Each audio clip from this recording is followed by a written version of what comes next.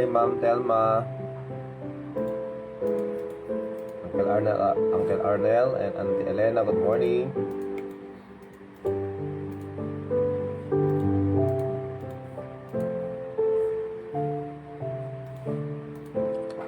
Magandang umaga po.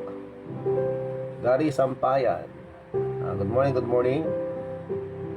Good morning sa ating lahat. Manong Ito, Manong Rizalito Lopez, and siyempre kay Ma'am Florence, kay Ma'am Telma Harapalcon Etilaw. Magandang umaga. Uncle Arnel Valeriano, sa kay Auntie Elena.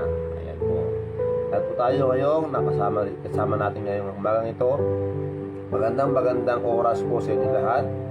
Ulit muli, maraming salamat sa Panginoon sa araw na ito na binigay sa atin para mapaglingkod sa Kanya at makapag-aral ng Kanyang salita. Good morning Ma'am Lisa, dyan po sa Hawaii. Magandang umaga po. Magandang tanghali dyan po sa Hawaii. Magandang hapon po dyan sa Canada. Magandang gabi dyan po sa England. Dyan po sa Kent, sa Sunderland. Opo, magandang gabi po dyan. Sama natin ang Norway, ang Switzerland, at saka sa Spain. Magandang madaling araw din o hating gabi diyan sa Saudi, diyan sa KSA at sa UAE. Lahat po ng mga sama natin diyan sa Dubai, sa Qatar, sa Daman, sa Oman, sa Riyadh. Maraming salamat sa inyo.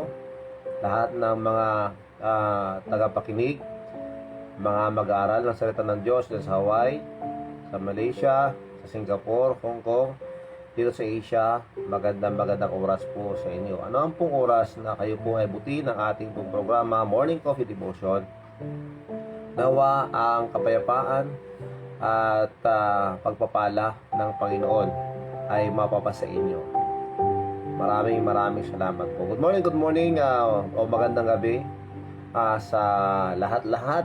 Ayan. Andres de los Santos Tina. Yan po. Good morning. Telma Harapalcon Ednilaw, kay Ma'am May Aljen. Yan po. So, ini-encourage ko po kayo, if you are watching, please just leave a comment, kahit pagbati lang po o kaya location lang po pakilagay para ma-acknowledge po namin kayo. Merlito Apiasa, magandang umaga sa iyo. Mark Cesar Acosta II. Yes, Pastor, good morning po. Magandang umaga po dyan sa inyo. Salamat po sa mga panalangin, Pastor Mark. Cesar Acosta. Ayan po. So, as we continue on, mga kakape, habang humihigop ng mainit na kape, ating pakinggan ang awiting ito bilang pasasalamat sa Panginoon sa Kanyang ginagawa sa ating buhay. Yes, magandang umaga, David Ascension Maninga Senior. David, magandang umaga. God bless you. Congratulations pala sa bago niyong bahay. Salamat sa iyo, Panginoon.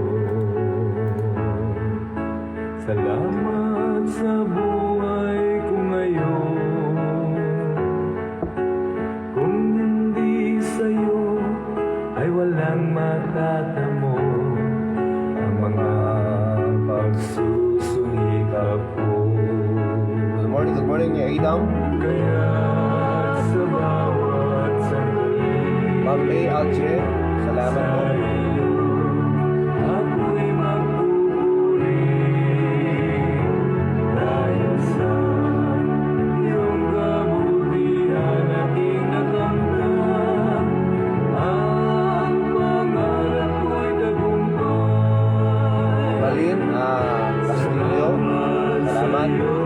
Ibang salamat sa buhay ko ngayon. At kailanman sa'yo ay hindi magbibitaw. Sa buhay ko'y ikaw ang siyang tanglaw. Salamat sa'yo, Panginoon. Salamat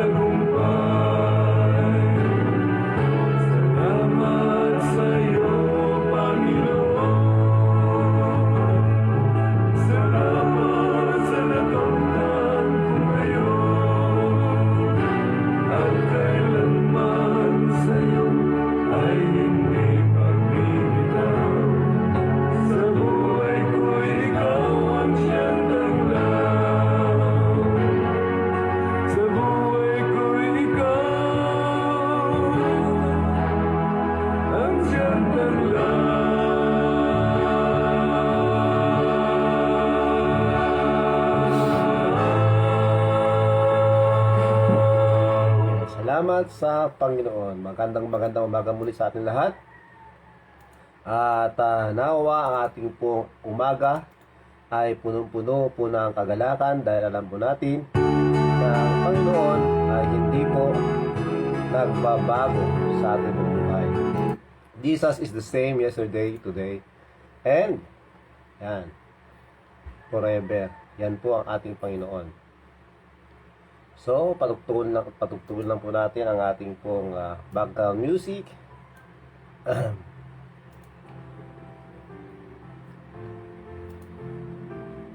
Ayan. So, pasensya na po kayo ha. Medyo tinatamaan naman ang inyong kasama. Inaatake na naman ng ating pong problema. Anyway, maraming salamat sa lahat po ng mga nanalangin sa akin. Maraming salamat sa inyo dahil sa inyong walang sawang pakikinig at pag-aaral ng salita ng Diyos. Na ang ating pong caption na nakita nyo pagkakaisa o yung natawag natin unity. Opo, ito dapat ang ating pag-usapan kahapon, pero na-divert po dahil nga po sa aking nabanggit patungkol po doon sa tinatawag na rapture. Kaya kahapon napag-usapan natin yung kunting-kunting patikim ba patungkol po sa rapture, kung anong mangyayari sa future. Opo, dahil tunay nga po mangyayari yun, dahil yun po ay pinangako ng Diyos. At isa pa, yun ay matagal nang hinihintay ng mga nananampalataya kay Kristo. Opo. And the Lord Jesus Christ said, He will come like a thief in the night. Yan ang sinabi ng Diyos. So, hindi natin alam kung kailan o anong oras darating ang Panginoon. Kung saan na lang siyang pumunta at babalik para sa kanyang mga anak. Kaya napakahalaga ng bawat isa sa atin ay makasigurado o makasiguro ng ating kaligtasan ay totoo. Dahil nga po mga kakape, hindi po pwede yung may ibang tao na nagsasabi sa iyo na ikaw ay ligtas na. Dapat ikaw mismo alam mo na nampalataya ka na sa Panginoon at tinanggap mo na siya bilang iyong Panginoon at tagapagligtas. Yun ang kailangan mong siguraduhin. Dahil the salvation that we have is between you and God. Hindi po ako ang magsasabi, hindi po iba ang magsasabi, kundi tayo mismo as individual, dapat alam natin. Dahil alam natin kung sino o kung ano ang ginawa natin, yung kung totoo na tayo ay nagsitanggap na sa ating Panginoong Hesukristo. Opo, kaya napakahalaga mga kape na tayo ay i-evaluate natin ang ating sarili if we really are children of God. Because the Bible says so, the Bible said so that we can know for sure that we have eternal life. Dahil nga po, sinasabi doon sa 1 John chapter 5 verse 11 to 13 na nakasaad po doon sa kasulatan na dahil sa anak ng Diyos, magkakaroon tayo ng tinatawag na buhay na walang hanggan. Sandali lang po, bubuksan ko lang para mabasa ko sa inyo. 1 John chapter 5 verse 11 to 13, ito ang sinasabi. And this is the record. Ito ang nasusulat. Tandaan nyo, ito ang sinasabi ng Panginoon. And this is the record that God hath given to us, eternal life. Opo, binigyan niya tayo ng buhay na walang hanggan. Ito ay nasa record. And this is the record that God hath given to us, eternal life. And this life is in His Son. Kaya nga napag-aralan natin noon na kung ikaw ay tatanggap sa Panginoong Hesukristo, pag tinanggap mo siya bilang iyong Panginoon at tagapagligtas, ang pagtanggap natin kay Kristo ay kalakip ng buhay ng walang hanggan dahil siya nga po ang buhay. Because Jesus Christ is the life. And according to this verse that I just read for you, na ito ay nasusulat, ito ay nakatala, nakarecord that God hath given to us eternal life. And this life is in His Son. At ang buhay na ito ay na kay Kristo, na sa anak ng Diyos. And that hath the Son, he that hath the Son hath life. Kung nasa sa atin ang anak ng Diyos, nasa sa atin din ang buhay. And he that hath not the Son of God hath not life.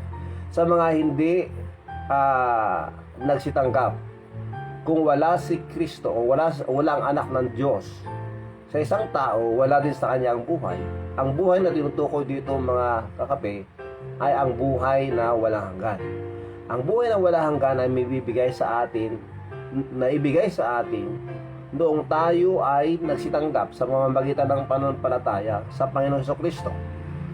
Opo, yan ay buhay na ibinigay sa atin ng Diyos. These things have I written unto you that believe on the name of the Son of God, that ye may know, para malaman nyo. O, di ba sabi rito, ito ay sinulat ko para sa inyo upang kayo ay manampalataya, maniwala sa anak ng Diyos. That ye may know, nang sa ganon, malaman ninyo na meron kayong buhay na walang hanggan. So, it is between you and God. If you know for sure na tinanggap mo na si Kristo bilang iyong Panginoon at tagapagligtas, at alam mo yun, ginawa mo yun, ang pangako ng Diyos, gaya ng nakatala o nakasulat, nakarecord, na sabi ng 1 John chapter 5, na nabasa ko sa inyo, ang sinasabi, that ye may know, para malaman nyo na meron kayong buhay na walang hanggan. And that ye may believe on the name of the Son of God. Papuri sa Panginoon. Salamat sa Panginoon. Dahil mga kakape, ang kanyang pangako ay hindi kailanman mapapako. Ang kanyang pangako ay siguradong gagawin niya. Because it is promised also in Titus chapter 1 verse 2. Nakasaad o nakasulat doon sa Titus chapter 1 verse 2, in hope of eternal life, sa ating pong pag-asang buhay ng walang hanggan. Opo, ito po yung pag-asa natin dahil alam natin na nampalataya tayo kay Kristo. At ang sinabi rito, para malaman natin na tayo ay merong buhay na walang hanggan. At ang buhay na walang hanggang ito ay ipinangako ng Diyos. Dahil ito nga po ang ating pag-asa, tunay na pag-asa, pag-asa na siguradong ating makikita at ating pong malalasap when we reach the kingdom or when we reach heaven, the place that God prepared for His children. Dahil nga ang sabi po ng Titus chapter 1 verse 2, in hope of eternal life, which God that cannot lie promised before the world began. So, tandaan po natin yan. Hindi po kailanman, hindi po magsinungaling ang Diyos. Ang pangako niya ay gagawin niya. Sigurado po yun. That's why if you believe the Lord Jesus Christ, if you accepted Him as your Lord and Savior, pag tinanggap mo siya na totoo, you know it. Diba? Alam mo yun kung tinanggap mo siya o hindi pa. Kaya napakahalaga na suriin natin ang ating pong buhay kung totoong aba na tayo ay tumanggap na sa Panginoong Jesucristo. Dahil ito po ay kailangan nating malaman. Dahil kung totoong tumanggap na tayo sa Kanya, totoo din, mangyayari din yung pangako ng Diyos na ipinangako sa atin. Nabigyan tayo ng buhay na walang hanggan. Okay. Isa pang excuse me, mga kape. At maayos na siguro ang aking kalagayan. Okay. Kailangan ko lang ilabas ang aking sama ng loob. Sama ng loob ba? Sandali lang po. Kasi ayaw kong mag-pray tayo na baka biglang may mangyayari dito sa harapan nyo na hindi nyo inasahan at hindi nyo magustuhan. Yung mga nakikinig at lagi nakikinig, alam niyo po ang ibig sabihin. Kaya, yung tawag dito, excuse me po. Sandali lang po ha.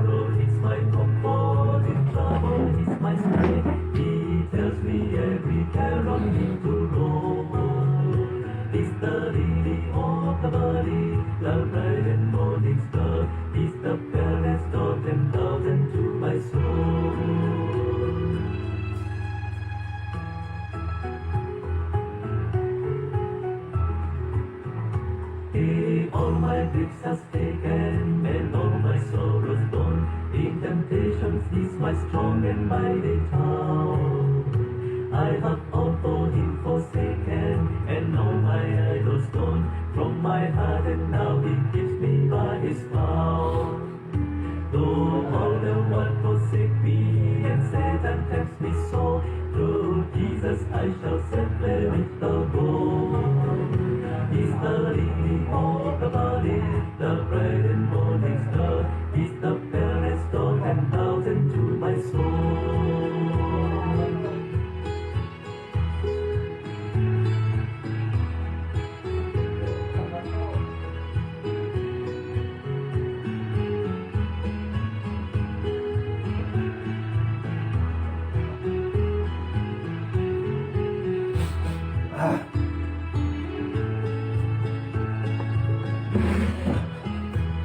Alam niyo po, nakaka-distract po kasi hindi ako masyadong makahinga. Anyway, huwag kayong mag-alala, wala pong COVID.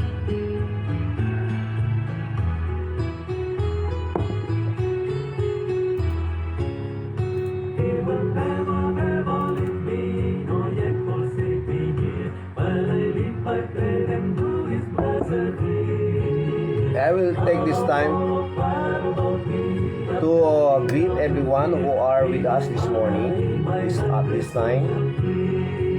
Maraming salamat, Ma'am Elsie Liberato Tutoriano, Meredith Maingas, Manang Mirna Munoz, maraming salamat. Michelle Guevara, maraming salamat. Good morning, God bless you. Edwin Agkawili, good morning, Cons. Good morning, everyone. Advance Happy New Year to all. Opo, Merry Christmas din sa inyo lahat. Maraming salamat. Marilyn Ancheta Seredon, maraming salamat po, ma'am. Merry Christmas to all. Thank you, Pastor, for sharing the word of God at this moment. God bless you always. Thank you very much for that prayer. Ma'am Manita Domingo Alonso. Ayan po. Si Ma'am Manita, kilala ko yan. Pag sinabi kong excuse me, alam na yan. Thank you very much po. Of course, agbabatiin ko rin po ang ating punong barangay. Kapitan Jerry Corpus Alonso. Ang ating pong napakasipag na punong barangay. Maraming salamat po sa serbisyo. Kap, God bless you. And of course, si Auntie LC Tapawan dyan, Auntie Dalin, maraming salamat. At Ate Minda, nakasama nila dyan. Magandang umaga po sa inyo. God bless you po. Happy New Year. Ayan, 29 na po ng Disyembre. 2 araw na lang. Okay? Sa mga taga-barangay natin dito sa Barangay Cavite, kung nakikinig kayo ngayon, meron pong magpipick up na truck kayo ng ating mga basura, mga plastic lang po, mga hindi nabubulok. Okay? So, announcement po sa ating kabarangay dito sa Barangay Cavite. Meron pong darating na truck ngayon na maghahakot ng basura natin, mga hindi nabubulok lamang. Maraming salamat po. Paki-announce na lang po sa mga kapitbahay ninyo. Maraming salamat. Okay, good morning. Ezero May Pascual. Ayan, Junver Yasanya. Junver, okay na yung laptop mo. Cyril Sampayan, maraming salamat dyan sa Canada. God bless you. Los Biminda Ascension Gonzales, Emelda Marcos Paguyo, Julis Layugan Cheng, maraming salamat. Good morning. Talaga hindi ako tinatantanan ng problema natin na. Anyway, Kyle Jennifer Pot Alaba, thank you very much, ma'am. Ang ating po kasamang police, dyan po sa INPPO, Ilocos Norte Provincial Police Office. Ilocos Norte Provincial Police Office. Ayan. Diyan sa Spain, Ma'am Bel Guillermo, maraming salamat. Aidan Bernabe, Asuncion Gonzales, diyan sa Dubai. Malin Castillo, Alonso, Ipag, maraming salamat. Okay, so Bernalyn Gomez Dalipe, good morning po. Ma'am Beng, salamat po. Good morning po. Andres de los Santos Tina, salamat. Okay, so okay na. Let's go. Tayo po ay manalangin. If you have prayer request, just comment lang po. Jose J.R. Aguilar Tugas, good morning. Oh, okay, ingat ka dyan Sir Luis. Kararating lang, galing Manila, pauwi rito. We will pray for you. Okay? Tayo po manalangin na. Dakila naming Diyos, maraming salamat po sa umagang ito. Kami po ay inyong patawarin, Panginoon, sa lahat po ng aming pong mga nagawang kasalanan. Maraming salamat po sa pagkakataong ito na kahit anong oras pwede kaming lumapit sa inyo sa pamamagitan ng panalangin. Patawarin po ninyo kami, Panginoon, sa lahat po ng aming mga nagawang kasalanan. O po sa lahat po ng aming pong mga naisip na hindi tama. Sa mga nasabi namin na masama, sa mga galaw namin na hindi po kaaya-aya sa inyong harapan, patawarin po ninyo kami. Panginoon, sa oras na to, nilalapit po namin sa inyong bawat isa. All the listeners, all the viewers, that you will please bless them. Bless them, Lord. Bigyan mo sila, Panginoon, ng kalusugan, kalakasan, tamang kaisipan sa lahat po ng bagay, because we know that sa lahat po ng mga nangyayari sa amin, sa nangyayari sa mundo, marami pong nababagabag po ang bawat isa. There are things that bother us, not only this pandemic, isama po natin yung mga sitwasyon na nangyayari sa kanilang pamilya. We pray, Lord, that you may please protect them, and please, Lord, bless them, comfort them. Opo, nilalapit po namin sa inyo ang Pamilya Rescue dito po sa Zamboanga. We pray for your comfort, that you may please give to the family, that you may please encourage them, and please provide their needs. Most of all, that unity ay mapapasa kanila sa oras po ng kanilang pagdadalamhati, pagunawaan, pagmamahalan, pagkakaisa. Maraming salamat po. At inalapit po namin sa inyo ang kalagayan po ng mga nasa borders. We pray, Lord, that you may please encourage them, give them that patience that they need. Dahil alam po namin, Panginoon, na mahirap pong maghintay. Opo, alam po namin. We pray that you may please protect them also, even the frontliners there sa mga borders, that you will please protect them. Nilayo mo po sila, Panginoon, sa virus. At sila po ay panatilihing malakas at nasa maayos na kalusugan. Maraming salamat po. Please bless Sir Luis. Please protect him also, as well as his friends, sa lahat ng mga kasama nila dyan sa border. Maraming salamat po, Panginoon. Now po, kami po ay lumalapit sa inyo at humihingi po kami, Panginoon, sa inyo ng awa sa mga nangangailangan po ng kagalingan, lunas sa kanila po mga sakit. We pray, Lord, for Natalie Cheng, that you please continue to work in her life. I-encourage mo po kanyang pamilya. Please provide also their needs. That you may please give wisdom to the doctors who are attending sa kanilang po mga check-ups, sa lahat po ng kanilang pong proseso, sa kanilang pong paggamot sa kanila. And also, Lord, nilalapit po namin sa inyo si Sir Nemesio Alipio Jr. Patuloy po kami magtrabaho sa kanya. that they may get well. Meron din po Panginoon si Ma'am Evangeline Buendia, kay Ma'am Geraldine Manuel, kay Ma'am Trinidad Cabigot. Meron din po Panginoon si Ma'am May Algen, kay Janelle Sharp. We pray that you please heal them, please provide their needs. And also, Lord, that you please comfort them, strengthen them, Panginoon. And complete recovery po para kay Sir or Engineer Ruli Ramos, at ganoon din po Panginoon kay Chiki Alonso, Manong Ilyong Asuncion, kay Consiel LD Alonso. Kalusugan po at kalakasan, kagalingan po para kay Sir Alcaraz, Sir Ernesto Jose. Sa lahat po Panginoon ang nangailangan po ng lakas, sa lahat po ng mga kamag-anak namin Panginoon na nangihina, that you may please bless them, and of course our friends, our relatives. Lahat po ng mga nakikinig ngayon at nanonood, that you may please strengthen us, give us good health and peace and joy. Maraming salamat po.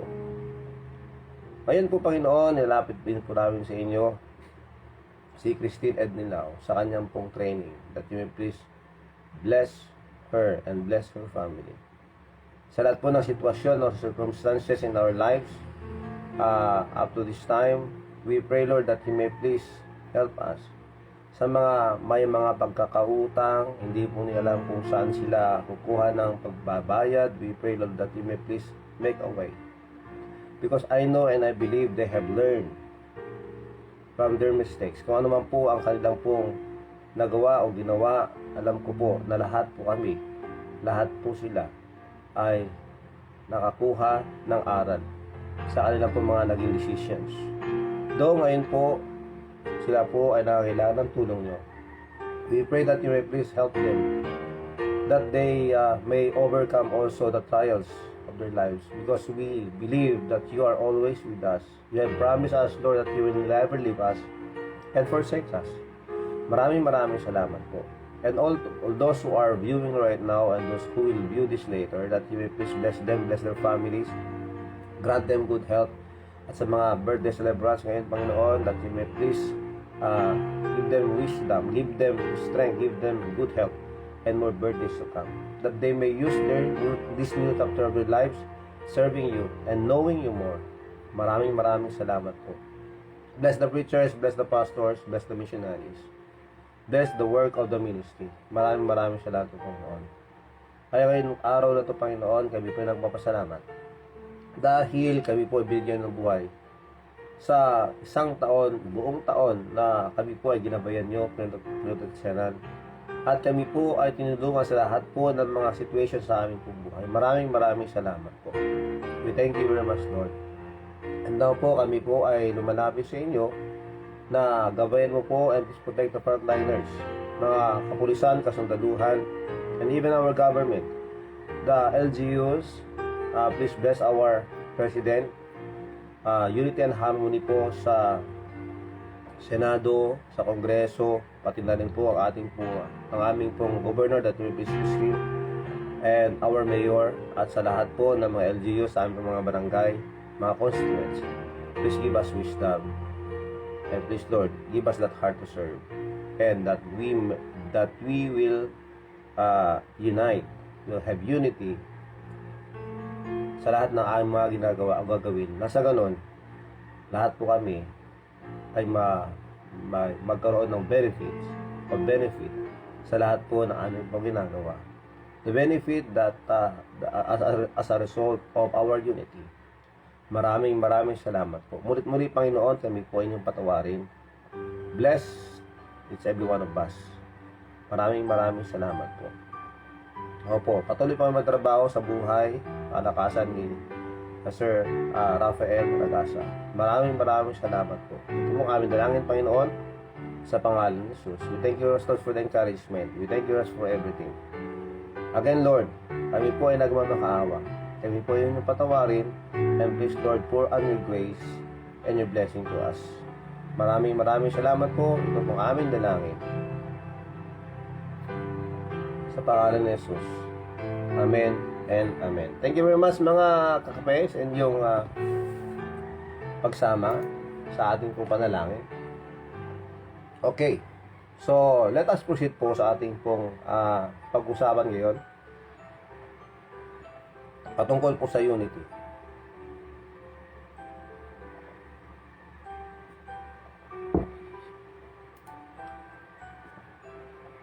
Okay, so ang ating pong mensahe, basahin ko po muna sa inyo yung ating pong versikulo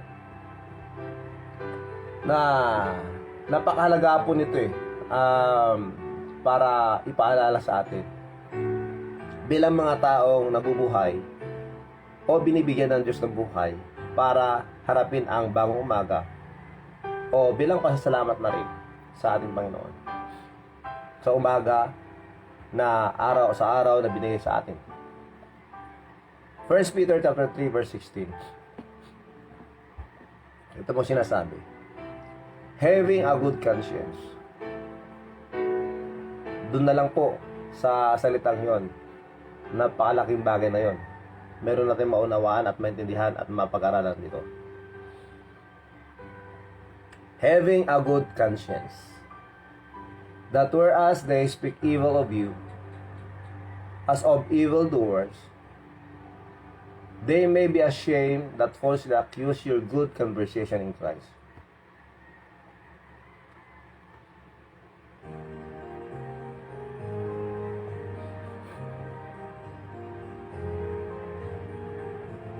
Pasensya na po talagang grabe siya ngayon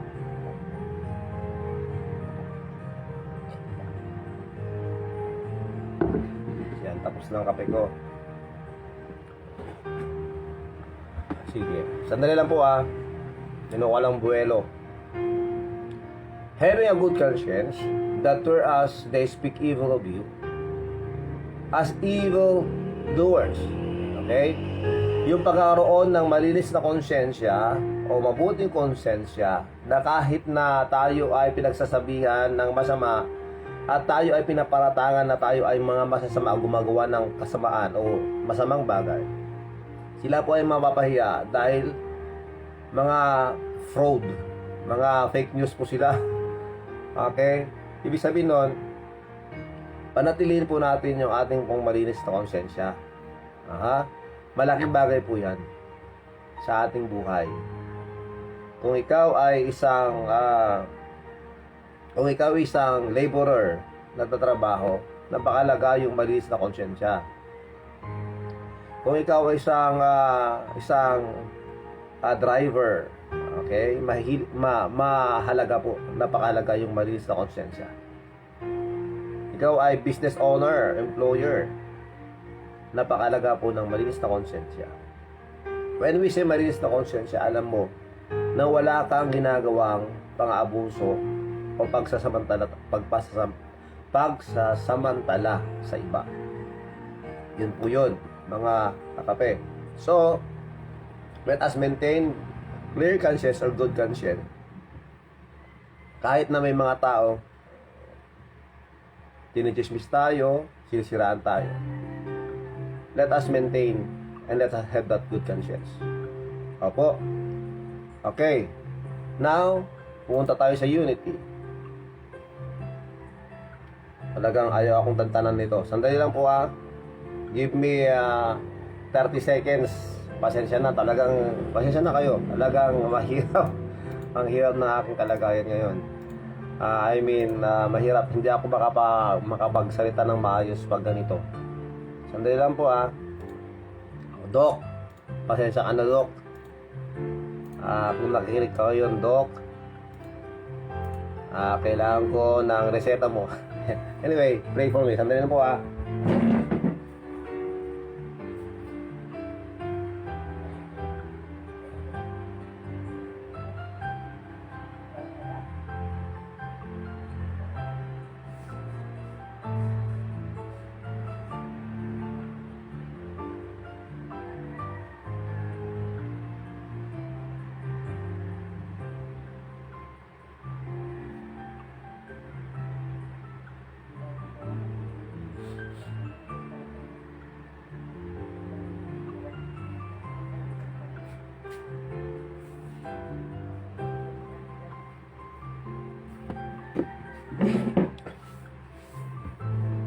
Agsaw-saw ni Nanang. Okay, anyway. So, unity. Psalms 133 verses 1 to 3. Itong sinasabi. Unity, pagkakaisa ang pag-usapan po natin. Salamat po. Salamat po sa concern nyo. Salamat po sa inyong walang sawang panalangin sa inyong pong lingkod. Okay? Pagkakaisa. So, yun po ang hinihingi ko sa inyo. Magkaisa rin po kayo na ipinalangin po ako para mas malakas po tayo at mas malusog. Salamat po. Yan. Okay. Psalms 133 verses 1 to 3. Behold how good and how pleasant it is for brethren to dwell together in unity.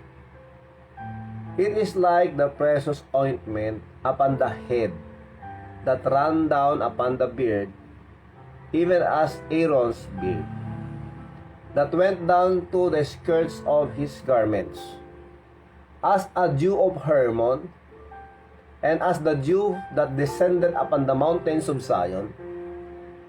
For there the Lord commanded the blessing, even life forevermore. Okay.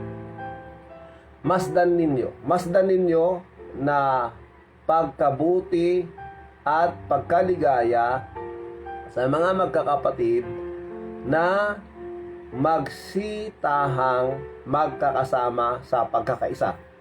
Grabe namang Tagalog yun. Ang lalim naman.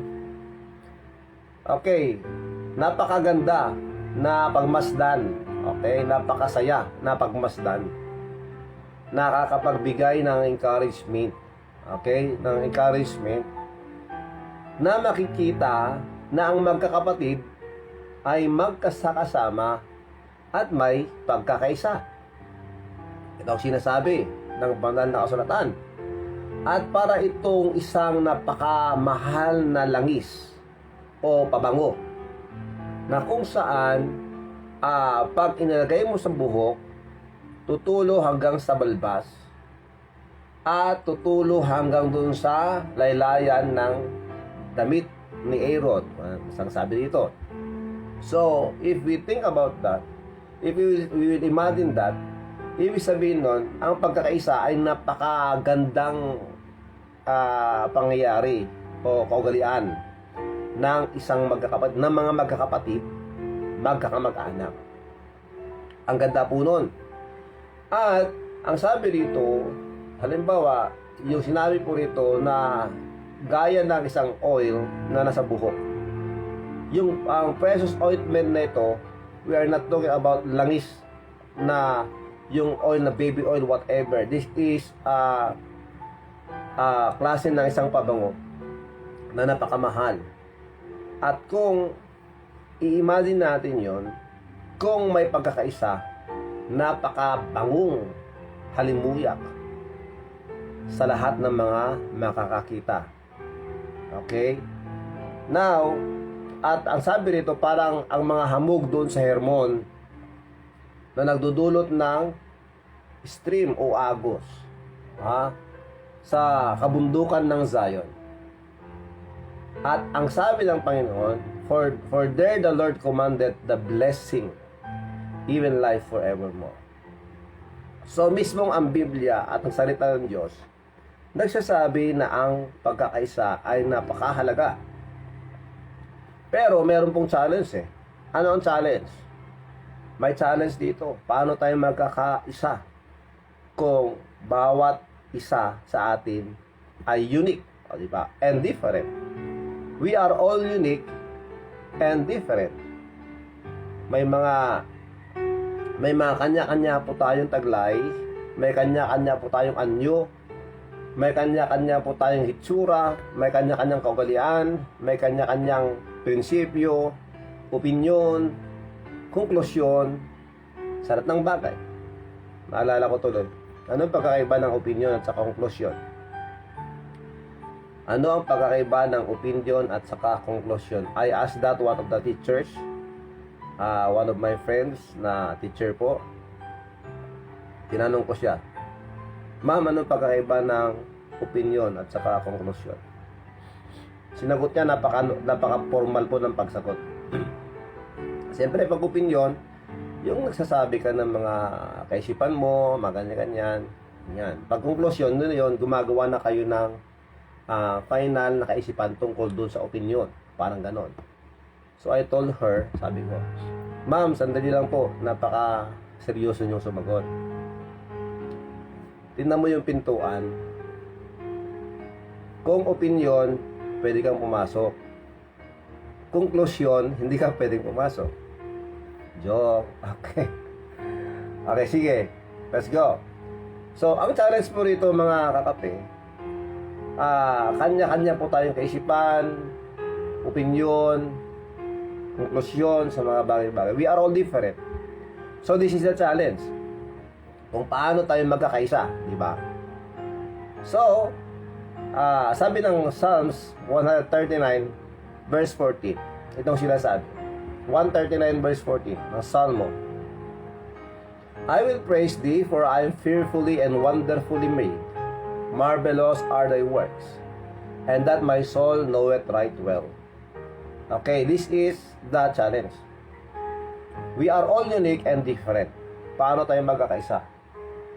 Okay? Ang isa pa rito, na sinasabi ng Biblia, na nung tayo ay nagsitanggap sa Panginoong Jesucristo at tayo ay nangaligtas, tayo ay naligtas dahil sa ating pananampalataya kay Kristo. As different people, as unique people, tayo po ay nagsitanggap sa Panginoong Jesucristo, tayo po ay pinag-isa ng ating Diyos. Ano ibig sabihin? Tayo ay dinala sa isang katawan. Okay? We are placed to one body by the same Spirit. Because of the salvation that we have, tayo po ay nailagay, naging parte ng isang katawan. Okay? So, ganun po ka-unique din ang Diyos. Ganun po kagaling. Ganun po kalakas ang ating Panginoong Jesucristo, ang ating Diyos. Na kahit tayo ay magkakaiba, we are all unique in our ways. We are all different people. But because of our faith, dahil sa ating pananampalataya sa Panginoong Jesucristo, tayo po ay nilagay sa isang katawan. And that is what we call the body of Christ. Okay? The body of Christ. When we say the body of Christ, this is the church. Okay? O ang iglesia. O sa mga nakikinig dyan na dinadala ang pangalan na ito, iglesia. I'm not pertaining to a religion. Okay? I'm pertaining to the body of Christ. Kung ang isang tao ay tumanggap na sa Panginoong Jesucristo bilang kanilang Panginoon at tagapagligtas, tayo po ay dinala o inilagay sa isang katawan. Ito po ang katawan ni Kristo na kung tatawagin natin ay iglesia. Okay? O church. So we are not talking about the building, a church building. We are not talking about the church building. We are not talking about a religious or any organizations. Okay? What we are saying is plainly and obviously we are talking about the body of Christ. Okay? Ang katawan ni Kristo. Pero hindi po naman po katawan ni Kristo na anong tawag dito, yung literal. Hindi po literal na katawan ni Kristo, but this is a body, a group that united together by God as member of the family of God. Okay, klaro. So, we are in one body as we represent the family of God. Yan po. So, ganun po. Ganun po kagaling at ganun po mapangyarihan ang ating Diyos. Dahil po sa ating pananampalataya sa Kanya at siyempre sa ating pagtanggap sa Panginoong Jesucristo, magkakaibang tao, unique, different people, dahil sa ating pananampalataya, nilagay po tayo sa isang katawan. And we are all members of that body. And we are the children of God. Salamat sa Diyos. Okay? So, yan po. And by the same Spirit, we have the same leading. Dahil nasa atin ang banal na Espiritu Santo, nagkaya po naman sinasabi ng Diyos doon po sa Ephesians chapter 1 verse 13. Ang sabi doon, na pagkatapos nating mapakinggan ang ebanghelyo ng kaligtasan, dahil si Kristo, nung marinig natin ang kanyang ginawa sa atin, at nalaman natin na siya lang ang makapagligtas sa atin, ang ginawa ng bawat isa, sa pamamagitan ng pananampalataya, tinanggap natin ang Panginoong Kristo bilang ating Panginoon at tagapagligtas. And by that, dahil tinanggap natin siya, ang sabi ng Diyos, ang Espiritu Santo ay nanahanan sa atin. We were branded by the Holy Spirit, with the Holy Spirit. We are now sealed with the Holy Spirit of promise that make us na nagpapakita na tayo ay pag-aari. Okay? Tayo ay pag-aari ng Diyos. Because of the Holy Spirit in us, we were branded by the Holy Spirit, na nahanan ng Espiritu Santo, yun ang pagpapatunay na tayo ay pag-aari na ng Panginoong Diyos. Dahil binili po niya tayo with a price according to 1 Corinthians chapter 3 and chapter 6. Ang sabi doon mga kakape, we are bought with a price. Tayo po ay binili ng napakahalaga. At ang pinambili ng Panginoon sa atin, according to the book of Acts, we were purchased with the blood of Jesus Christ. Yung banal na dugo ni Jesucristo ang pinambayad po sa atin, pinambili sa atin. We were purchased by God sa pamamagitan ng banal na dugo ng Panginoon Jesucristo. And because of that, our body, or we don't own our own body. Okay? Klaro po ba? Hindi natin pag-aari ang ating pong katawan. Ang ating pong sarili, hindi po natin pag-aari. Because, dahil binili tayo ng Diyos, tayo ay pag-aari na ng Diyos. So, if tayo ay pag-aari ng Diyos, at lahat tayo ay pag-aari ng Diyos, kailangan natin magkaisa. Klaro po ba? Okay. So, ano ba ang kagandahan sa pagkakaisa? Bakit kailan? This lesson is not only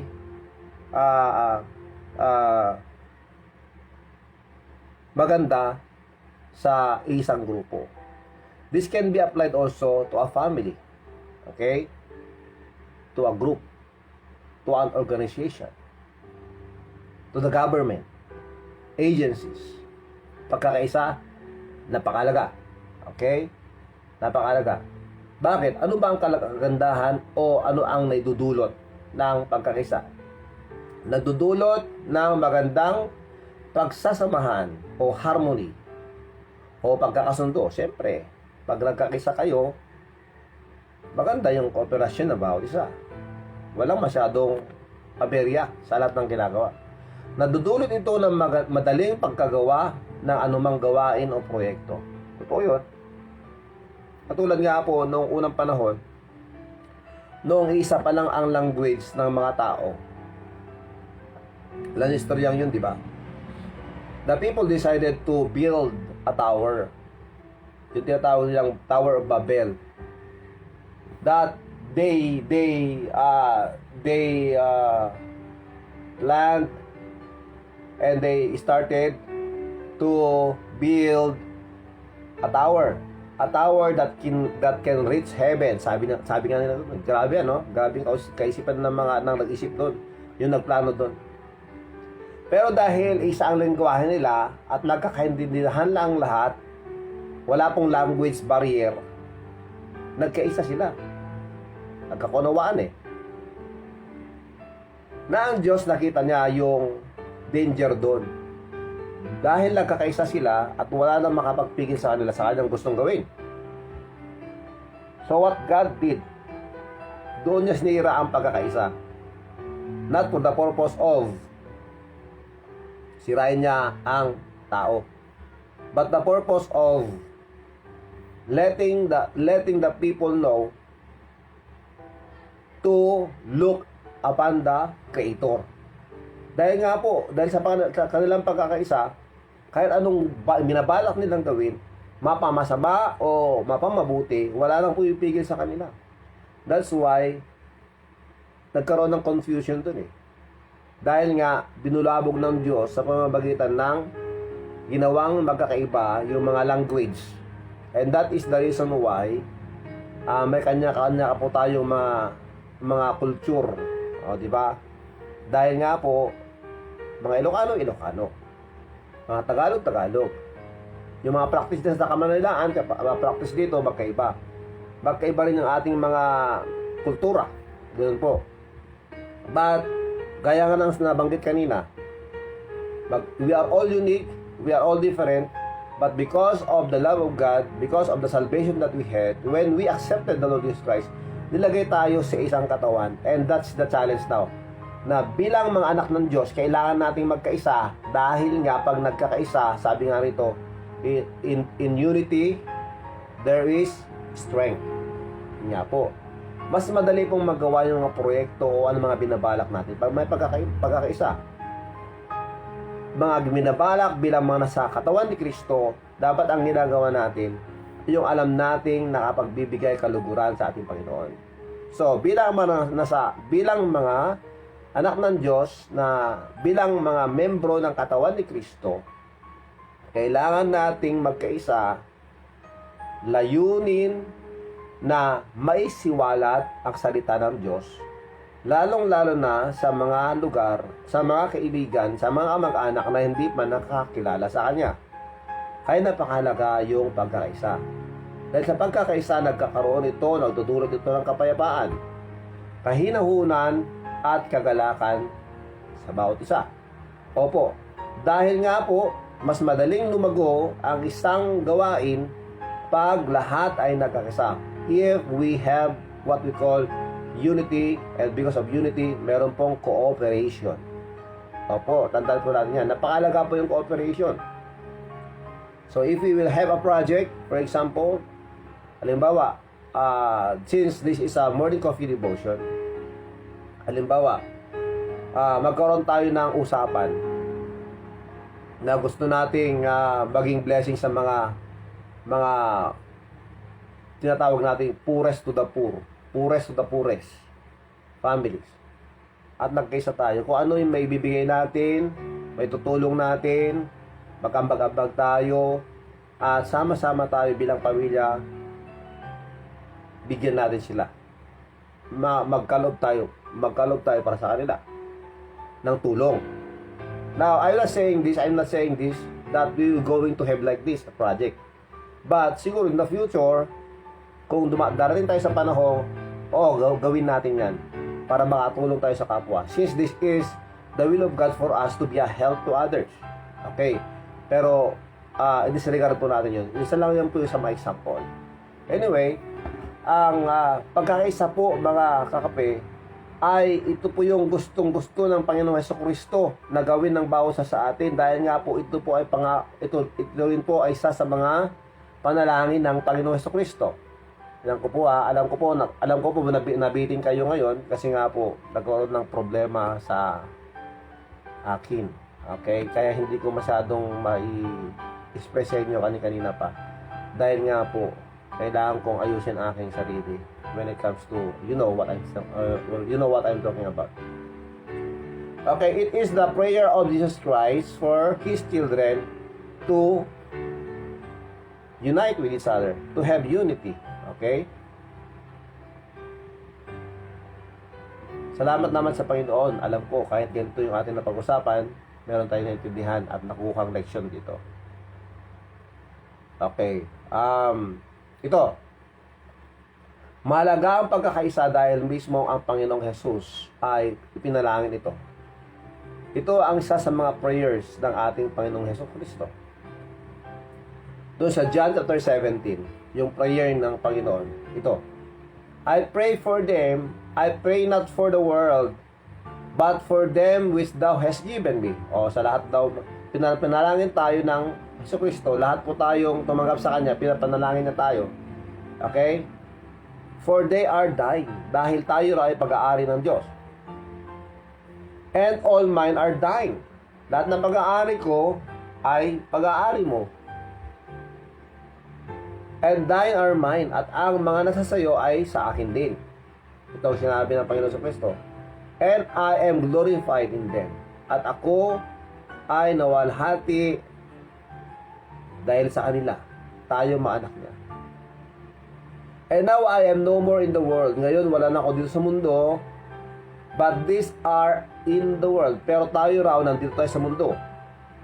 And I come to thee, Holy Father, keep through thine own name those whom thou hast given me, that they may be one, as we are one. Ito ang pangako, ito ang panalangin ng Panginoong Hesukristo, na tayo ay mayroong pagkakaisa.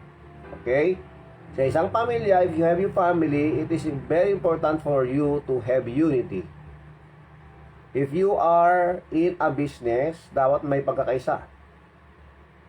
Sa kumpanya, sa mga agencies, organization, napakahalaga yung tinatawag na pagkakaisa.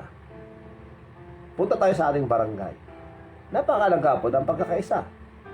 Kung may pagkakaisa, meron pong tinatawag na mas malaking magagawa. Sabi nga, meron kasabihan, alone, we can do little. Together, we can do much. Okay?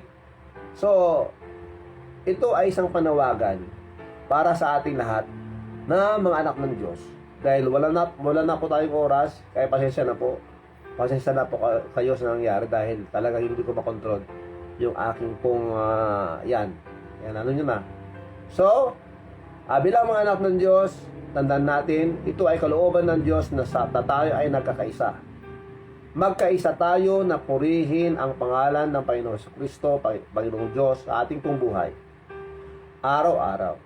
Magkaisa po tayo na maisiwalat ang salita ng Diyos sa pamamagitan ng paggamit natin sa ating social media accounts na i-proclaim, ituro, i-share ang salita ng Diyos na nakapagpababago sa bawat isa, na maabot ang mga tao na hindi pa nakakilala kay Kristo. Okay? At pangatlo, kailangan natin magkaisa na maging magandang halimbawa sa ating pong lokal na lugar. Kung saan tayo ngayon, kung ikaw na sa Manila, nasa abroad, nandito, sa amang locality naroon tayo, let us serve as the lighthouse. I mean, ilaw na nagpapakita na tayo po ay mga anak ng Diyos. Magkakaisa po tayo na gumawa ng kabutihan o maging good example sa iba.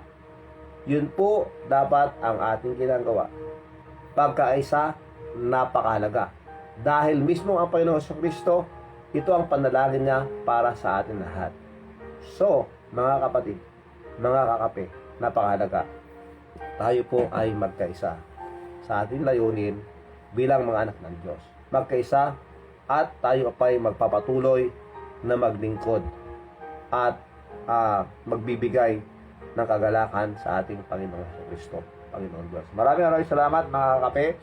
Nawa, ang ating pong mensahe ngayon o devotion ngayon ay nagbibigay na naman sa atin ng idea at kalakasan, baon ngayong araw na to habang papunta tayo sa trabaho, magtatrabaho, maghahanap ng trabaho, ano pa man ang gagawin natin. Let us always put that in mind.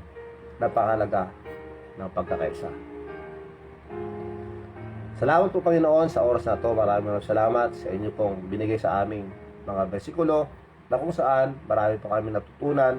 Though this is a practical na lesson. We pray, Lord, that you may please help us and teach us sa po ng aming mga ginagawa o gagawin pa. Maraming salamat po, Panginoon. Kaya ngayon po, kami po nagkakaisa and we pray for everyone. Maraming salamat po. Bless each everyone, Lord. Maraming salamat po sa inyo. Patuloy po kayo magtrabaho sa aming pong buhay. Maraming salamat po. Muli, bless each everyone of us. Sa lahat po ng mga hinaharap ngayong mga problema o naman po may sakit, may nagdadalamhati, may mga problema, we pray, Lord, that you may please heal us, comfort us, and help us.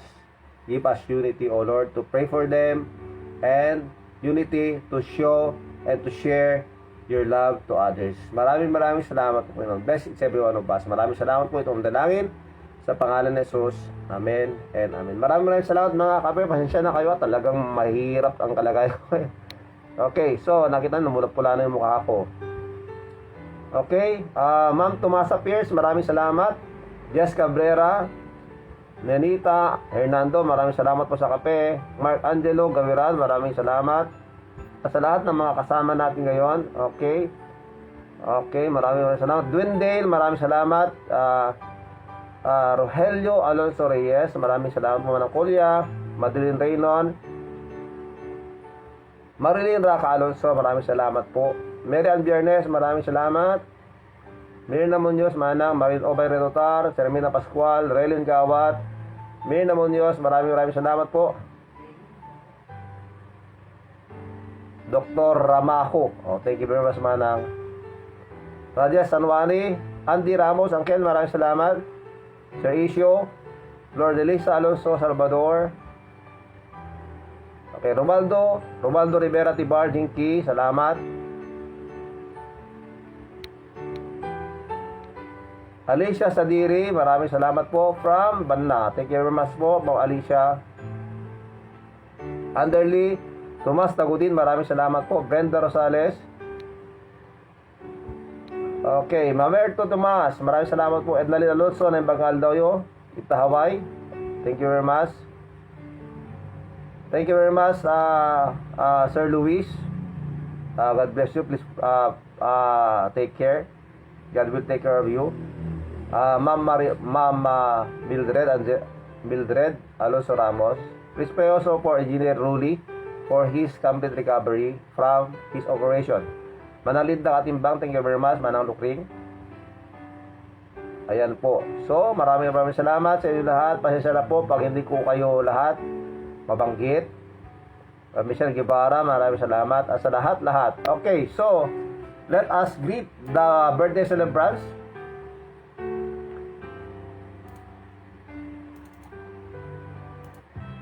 Ayan. Pasensya na kayo, ha. Tandaan, magkakaisa. Kailangan natin yan.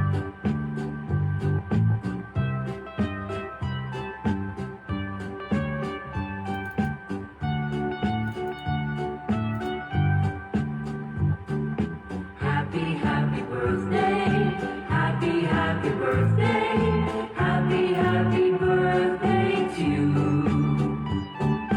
Maligayang bati, maligayang bati, maligayang bati sa'yo.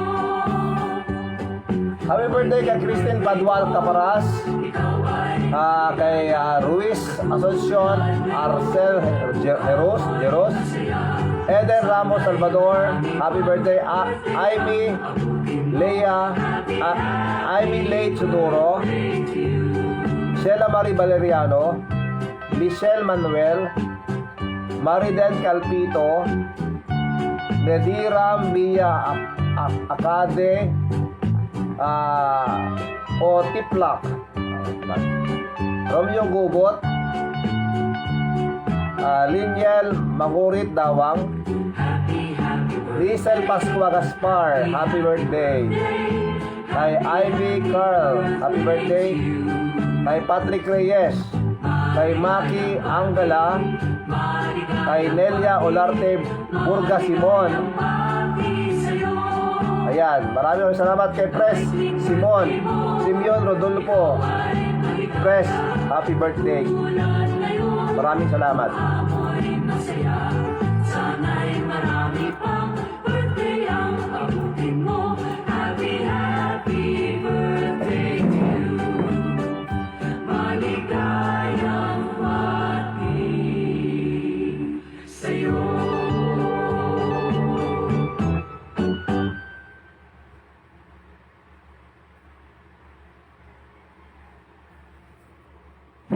Ayan.